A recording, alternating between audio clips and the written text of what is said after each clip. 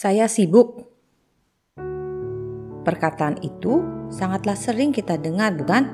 Dan kadang kita ucapkan dikala kita sedang berbanyak aktivitas.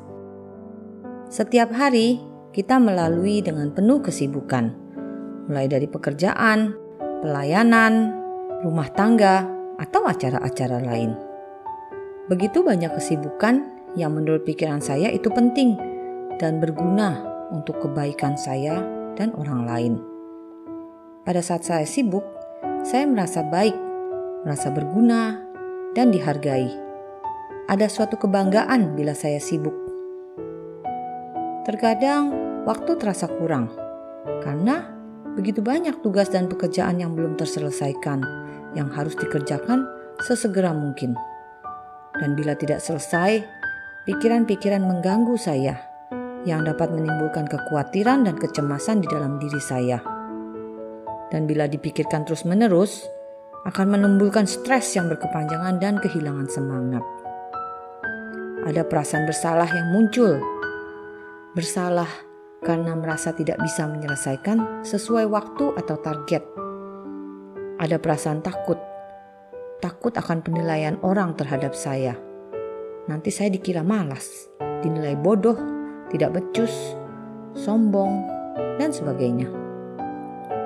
Ada perasaan tidak terima dan menyalahkan keadaan atau orang lain.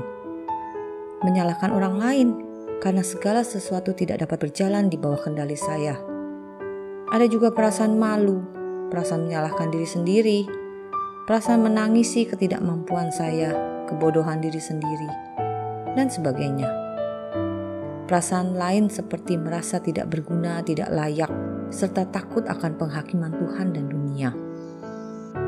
Sepertinya Tuhan juga ingin saya sibuk.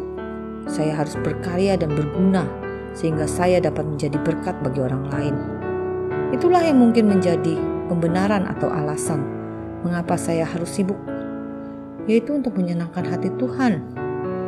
Namun, apakah benar seperti itu Tuhan? Apakah Tuhan ingin saya sibuk?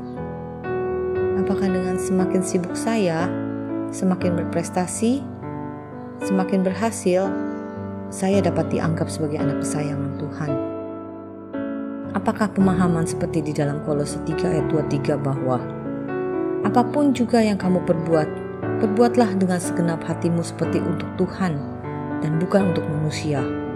Apakah kata-kata segenap hati itu adalah sama artinya dengan kita harus sibuk terus-menerus? Kemudian saya teringat perumpamaan Maria dan Marta di dalam kitab Lukas 10 ayat 39-42, di mana Tuhan Yesus datang dan Maria duduk mendengarkan perkataan Tuhan, sedangkan Marta sibuk sekali melayani. Marta pun mulai mengecam Maria yang terlihat hanya duduk mendengar tanpa membantu Marta. Namun, Yesus malah memuji Maria dan mengatakan bahwa Maria telah memilih bagian yang terbaik dan Marta hanya khawatir dan menyusahkan diri dengan banyak perkara. Mungkinkah selama ini saya seperti Marta yang selalu khawatir dan menyusahkan diri dengan banyak perkara? Apakah dengan saya menyibukkan diri, beraktivitas siang malam, bekerja, pelayanan, mencari uang yang banyak, saya sudah menyenangkan hati Tuhan?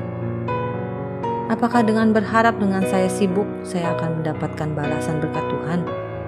Semakin saya sibuk berkarya, saya akan dihargai olehnya, diterima Tuhan, dan menjadi anak kebanggaannya. Dengan saya tidak sibuk dan tidak melakukan apa-apa, apakah Tuhan akan menghukum saya dan tidak memberkati saya? Mungkinkah kesibukan saya selama ini salah fokus? Jangan-jangan saya cuma berfokus pada mengejar pencapaian dan kepuasan diri sendiri. Saya sibuk supaya orang lain menghargai dan memuji saya. Saya berusaha sebaik-baiknya supaya tidak direndahkan orang. Siapa yang saya senangkan dengan kesibukan saya selama ini? Apakah Tuhan atau diri sendiri? Kita terlalu mengejar sensasi kebahagiaan duniawi, citra diri, kekuasaan, kekayaan, kenyamanan, dan sebagainya. Hari-hari kita lakukan dengan begitu cepat dan kita melupakan bahwa waktu yang diberikan bagi kita di dunia ini adalah suatu kepercayaan atau talenta dari Tuhan yang juga harus dipertanggungjawabkan. Lalu, apakah tujuan hidup kita di dunia ini? Dan kesibukan seperti apa sih yang berkenan buat Tuhan? Tuhan menciptakan manusia terutama untuk terhubung dengan Dia dan terarah kepadanya. Tuhanlah sang pokok anggur itu dan kita adalah ranting-rantingnya. Keberhasilan, kesuksesan kita bukan ditentukan oleh dunia atau target kita. Apakah hidup kita ini adalah hidup yang terlepas dari pokok anggur itu? Ataukah hidup yang melekat kepada sang pokok anggur?